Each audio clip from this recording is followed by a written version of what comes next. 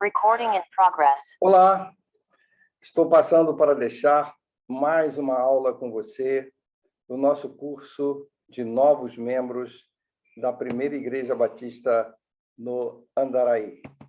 E, nesse sentido, eu quero compartilhar a tela com você com a aula de número 14. Vamos dar continuidade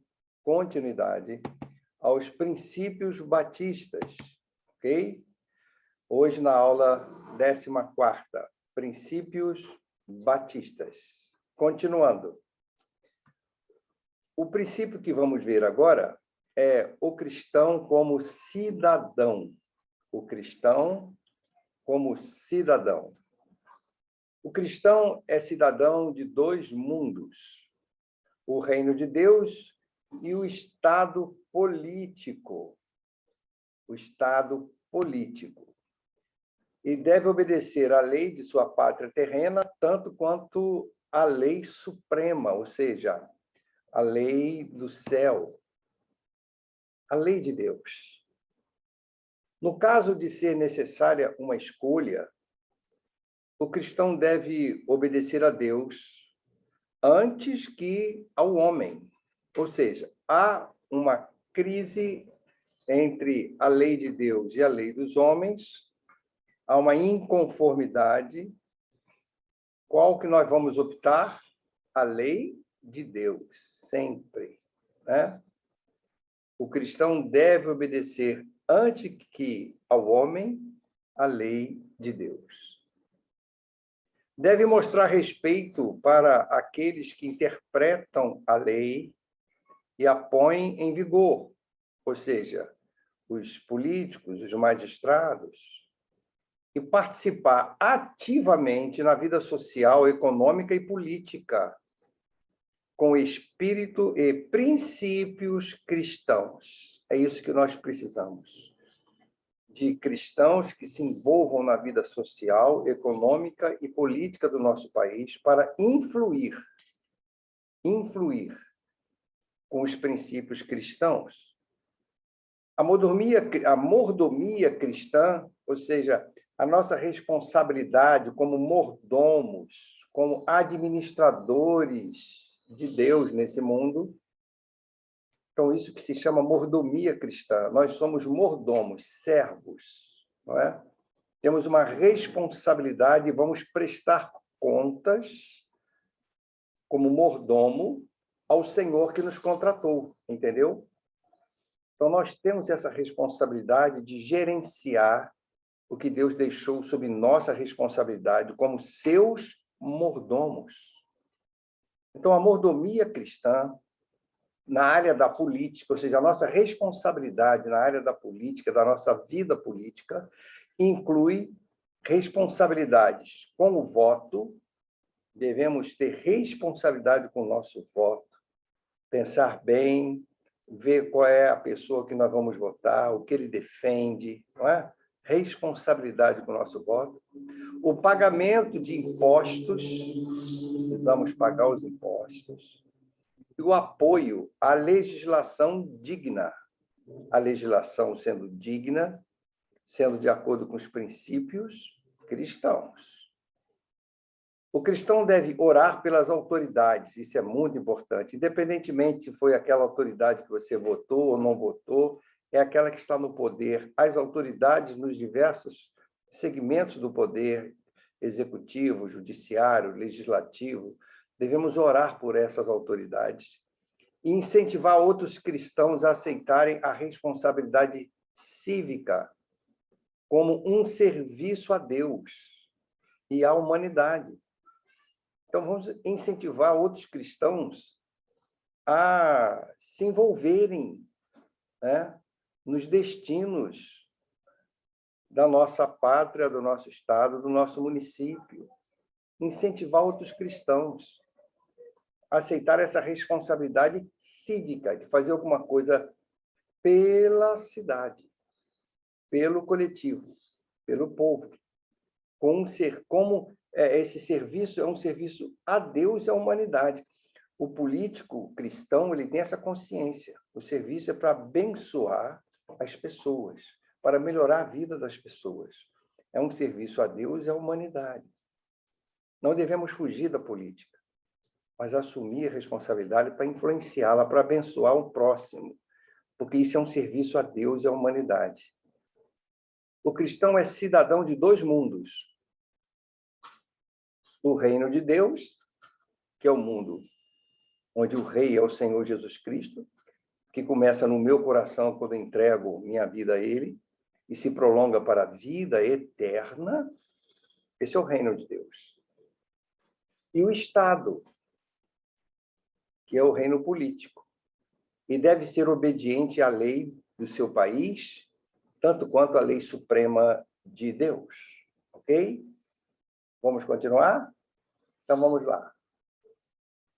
O próximo princípio que você tem na sua apostila, estou lendo a apostila e comentando com você, é sobre a igreja, como os batistas veem a igreja. A relação da igreja com o Estado, com o mundo. Vamos lá? Primeiramente, sobre o governo. O princípio governante para uma igreja local, ou seja, como que uma igreja batista local se governa? É a soberania de Jesus Cristo,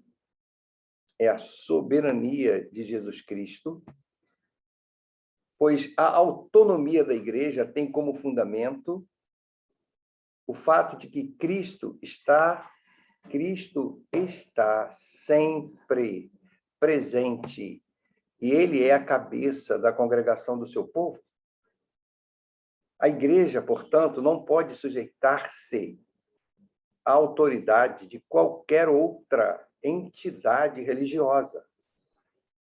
Sua autonomia, então, é válida somente quando exercida sob o domínio de Cristo. É ele que é o cabeça.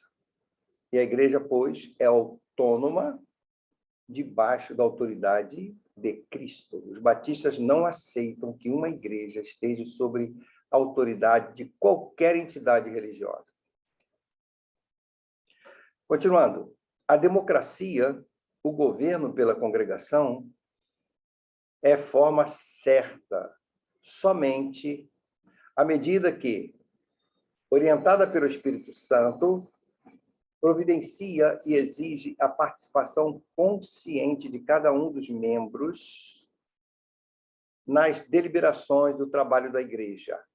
Ou seja, todos os membros são chamados a se envolverem. Têm direito a voz e a voto. E esses membros têm a responsabilidade de estar em comunhão com Deus, para que a sua voz e o seu voto sejam de acordo com a vontade do Espírito Santo. Continuando, nem a maioria, nem a minoria, tampouco a unanimidade reflete necessariamente a vontade divina. Vai depender da comunhão das pessoas com Deus. Pode ser a vontade meramente na carne. Uma igreja é, pois, um corpo autônomo. Deu para entender? Então, a primeira igreja batista no Andaraí é um corpo autônomo, tendo por cabeça Cristo, sujeito unicamente a Cristo. Sua cabeça é aquele que dirige a nossa igreja, a primeira igreja batista no Andaraí. Não é o pastor Osíris, é o Senhor Jesus Cristo. Seu governo democrático, no sentido próprio, reflete a igualdade e responsabilidade de todos os crentes sob a autoridade de Cristo. Entenderam? Todos os crentes, todos os membros da igreja são responsáveis pelos destinos da igreja, pelas decisões da igreja. E todos têm o mesmo valor e o mesmo direito à voz e a voto. Não existe um sumo sacerdote humano para os batistas. Todo o crente para nós é um sacerdote, pois entra diretamente no trono de Deus, mediante o nome do Senhor Jesus Cristo. Que bênção. Ok? Continuando. Relação agora da igreja com o Estado. Tanto a igreja como o Estado são ordenados por Deus. É bonito isso? Cada um na sua função. E responsáveis perante ele, perante Deus. Cada um é distinto. Cada um tem um propósito divino. Nenhum deve transgredir os direitos do outro. Devem permanecer separados. Guardem isso. Devem permanecer separados. Igreja e Estado, para nós, são separados. Os batistas não aceitam um governo religioso. Percebam? Cabe ao Estado, deve permanecer separados, mas igualmente manter a devida relação entre si e para com Deus. Cabe ao Estado o exercício e a autoridade civil. Cabe ao Estado o exercício da autoridade civil. A manutenção da ordem e a promoção do bem-estar público de todos. Bem-estar público. Isso é missão do Estado. A igreja já é outra coisa. A igreja é uma comunhão voluntária de cristãos unidos sob o domínio de Cristo para o culto e serviço em seu nome. O Estado não pode ignorar a soberania de Deus, nem rejeitar suas leis, como sendo a base da ordem moral e da justiça social. Os cristãos devem aceitar suas responsabilidades de sustentar o Estado e obedecer ao poder civil, de acordo com os princípios cristãos. Nós não podemos aceitar e devemos nos negar qualquer ordem que fira os princípios cristãos. Então, você não pode ser obrigado a fazer uma coisa que você não concorde, que vai ferir o seu senso de justiça divina. O Estado não pode ignorar a soberania de Deus nem rejeitar suas leis, já disse. E os cristãos devem aceitar sua responsabilidade de sustentar o Estado, isso é importante. E obedecer ao poder civil de acordo com os princípios cristãos. O Estado deve à igreja a proteção da lei e a liberdade plena no exercício do seu ministério espiritual. A igreja tem que ter total liberdade para pregar o evangelho, para reunir, para louvar a Deus, para convidar pessoas para assistir o culto. Tem que ter total liberdade. Infelizmente, em muitos países isso não existe. A igreja deve ao Estado. A igreja deve ao Estado. O que a igreja deve fazer pelo Estado? O reforço moral, isso sim, ser um agente de moralidade e espiritual para a lei e a ordem, bem como a proclamação clara. A igreja tem que proclamar claramente as verdades que fundamentam a justiça e a paz. A igreja tem a responsabilidade tanto de orar pelo Estado, quanto de declarar o juízo divino em relação ao governo. Sim, somos profetas de Deus. Então, nós temos a responsabilidade de declarar o juízo divino em relação ao governo, as responsabilidades. Uma soberania autêntica e consciente e aos direitos de todas as pessoas. A igreja deve praticar coerentemente os princípios que sustenta e que devem governar a relação entre ela e o Estado. Então, são duas entidades separadas, mas que devem agir em perfeita harmonia, um abençoando o outro. A igreja e o Estado são constituídos por Deus e, perante ele, responsáveis. Devem permanecer distintos. Os batistas apregou a separação entre igreja e Estado, mas têm a obrigação do reconhecimento e reforço mútuos no propósito de se cumprir a função divina.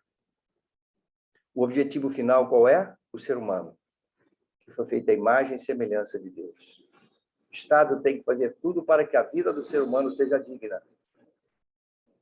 e a igreja abençoar com a bênção de Deus o ser humano, levando-o a conhecer o Senhor Jesus Cristo, os princípios da Santa Palavra de Deus, que vai transformar essa vida e esse caráter. Isso só vai abençoar mais ainda a nossa pátria.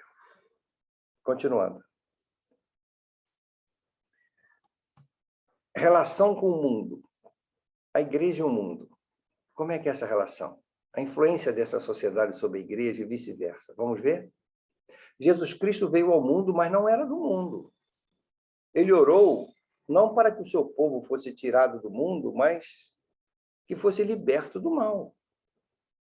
Sua igreja, portanto, tem a responsabilidade de permanecer no mundo. Nós somos responsáveis aqui de levar a mensagem do Senhor. Temos que permanecer no mundo, mas sem ser do mundo, ou seja, nós estamos no mundo, mas não somos do mundo.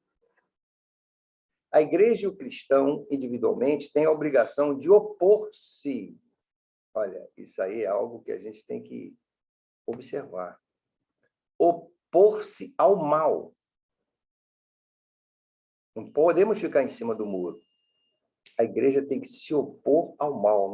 Não podemos deixar o mal se espalhar. E trabalhar para a eliminação de tudo que corrompa e degrade a vida humana.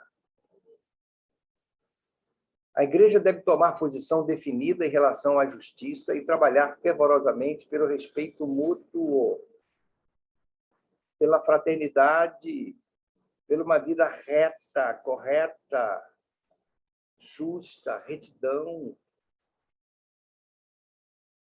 pela paz. Nós temos que trabalhar fervorosamente pelo respeito mútuo entre as pessoas, a fraternidade, a retidão e a paz, em todas as relações entre os homens, raças e nações. A igreja trabalha confiante no cumprimento final do propósito divino no mundo. Deus tem um propósito e nós trabalhamos para isso. Deus deseja salvar todas as pessoas, fazendo-as experimentar a verdadeira paz que só Cristo pode dar. Esse é o nosso trabalho. Esses ideais que têm focalizado o testemunho distinto dos batistas, são esses ideais que têm focalizado o testemunho distintivo dos batistas, chocando-se com o momento atual do mundo. Nós temos nosso testemunho, que é distintivo, que é distinto, se choca com os princípios desse mundo, numa crucial significação. As forças do mundo nos desafiam os ideais que nós defendemos. Certas tendências em nossas igrejas, que aí vem a influência de fora do mundo, não é? Certas tendências em nossas igrejas e denominações nos põem em perigo. É um perigo, temos que tomar cuidado.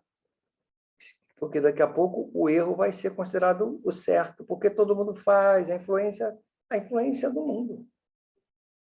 Se esses ideais servirem para inspirar os batistas com um senso da missão digna da hora presente, então nós temos uma missão digna para esta hora, para esse momento, olhando sempre para esses ideais que devem nos inspirar. E é interessante que esses ideais deverão ser relacionados com a realidade, que é dinâmica. Os ideais de fraternidade, de retidão, de paz, de respeito mútuo, em todas as relações humanas. É com esse propósito que nós devemos trabalhar nesse tempo presente. Essa missão é uma missão digna. E esses ideais, né, eles deverão ser relacionados sempre com a realidade dinâmica. Sempre a realidade de hoje, de todo o aspecto de nossa tarefa contínua. Nós não paramos. Então, nós temos uma relação com o mundo, nós temos que estar sempre ligados que não somos desse mundo, Temos que tomar cuidado com a influência desse mundo, trazendo mundanismo para as nossas mentes e os nossos corações e para as nossas igrejas. Nós devemos saber que essa é a nossa missão, ser luz em meio às trevas. E devemos levar essa mensagem para o tempo presente, para esta realidade de hoje, que é dinâmica. As gerações sempre vão estar com esse desafio contínuo, observando a realidade, observando a sociedade e levando uma mensagem que seja relevante para o mundo atual. Essa é a nossa relação com o mundo. No mundo, influenciando o mundo com uma estratégia própria para o momento, mas com cuidado, para não deixar que os conceitos mundanos venham a contaminar a pureza e a santidade da igreja. Essa é a nossa relação com o mundo. Estamos no mundo, mas não somos dele. Estamos em missão, amando o mundo e proclamando o evangelho às pessoas. Em frente. A centralidade do indivíduo, esse princípio é muito importante, muito importante. Os batistas, historicamente, têm exaltado o valor do indivíduo, dando-lhe um lugar central no trabalho das igrejas e da denominação. Essa distinção, entretanto, está em perigo nesses dias de automatismo e pressões para o conformismo. Ou seja, as pessoas se conformam, as pessoas se adaptam ao grupo, as pessoas dizem, todo mundo faz, o meu grupo faz, a gente acha isso normal. Não, não, não. Cuidado. O indivíduo tem valor. Ele é o centro do amor de Deus. O Filho de Deus desceu e veio à Terra e se encarnou por causa de cada indivíduo. Ele não veio morrer por grupos étnicos nem raciais. Veio morrer pelo indivíduo. E um indivíduo, diz a palavra de Deus, vale mais que o mundo todo. O número mais importante é o número 1. E há pessoas que dão muita importância a números elevados, a grupos grandes. Não é isso. Nós valorizamos o indivíduo com todo o seu potencial. Continuando, alertados para esses perigos dentro das próprias fileiras, tanto quanto no mundo, os batistas devem preservar a integridade do indivíduo como um todo, valorizar o indivíduo. O alto valor do indivíduo deve refletir-se nos serviços de culto, no trabalho evangelístico, nas obras missionárias, no ensino, treinamento da mordomia, em todo o programa de educação cristã. Ou seja, a igreja trabalha nos seus ministérios com vidas, com indivíduos que se dedicam, que se lançam para a obra do Senhor. Indivíduos tocados, transformados, chamados por Deus um a um. Centralidade do indivíduo. Esse princípio se choca com muitas filosofias e que valorizam mais grupos. Cuidado. Isso é ser batista. Vamos em frente? Continuando, sobre a centralidade do indivíduo. Os programas são justificados pelo que fazem e pelos indivíduos por eles influenciados. Ou seja, todos os programas da igreja têm que ter como alvo os indivíduos. Isso significa, entre outras coisas, que o indivíduo nunca deve ser usado como meio, nunca deve ser manobrado, nem tratado como mera estatística, foi o que eu acabei de falar. Esse ideal exige antes que seja dada primordial consideração ao indivíduo, na sua liberdade moral, nas suas necessidades urgentes e no seu valor perante Cristo. Todos nós somos amados por Deus, imagem e semelhança do Senhor. De consideração primordial na vida e no trabalho de nossas igrejas é o indivíduo, com seu valor, suas necessidades, sua liberdade moral, como já dissemos, seu potencial perante Cristo. Todos nós estamos nas mãos do Senhor como seus filhos, para sermos instrumentos do poder e da graça de Deus. E, finalmente, o último princípio, depois do indivíduo, da valorização do indivíduo como ser importante e responsável perante Deus, a autocrítica. Ah, meus irmãos, esse é um princípio maravilhoso. Temos que ter humildade para receber crítica e para nos autocriticarmos. Tanto a igreja local quanto a denominação, a fim de permanecerem sadias e florescentes, tem que aceitar a responsabilidade da autocrítica. Seria prejudicial às igrejas e à denominação se fosse negado ao indivíduo o direito de discordar, ou se fossem considerados nossos métodos ou técnicas como finais ou perfeitos, entendeu? Nós reconhecemos que não somos perfeitos, que as pessoas têm o direito de discordar. Coisa bonita, né? Princípio batista, queridos. Autocrítica. O trabalho de nossas igrejas e de nossa denominação precisa de frequente avaliação. Frequente. A fim de evitar a esterilidade do tradicionalismo. O tradicionalismo vai entrando devagarinho, daqui a pouco ele domina a mente das pessoas. O que é o tradicionalismo? É a parte ruim da tradição. A parte boa da tradição é vida, que uma geração passa para outra. É maravilhosa a tradição. O tradicionalismo é quando nós adoramos métodos do passado e queremos que eles permaneçam para sempre. Aí é tradicionalismo. Adorar as práticas do passado dos nossos pais, dos nossos avós, que hoje não são mais viáveis nem estrategicamente relevantes para atingir hoje as pessoas e a sociedade de hoje.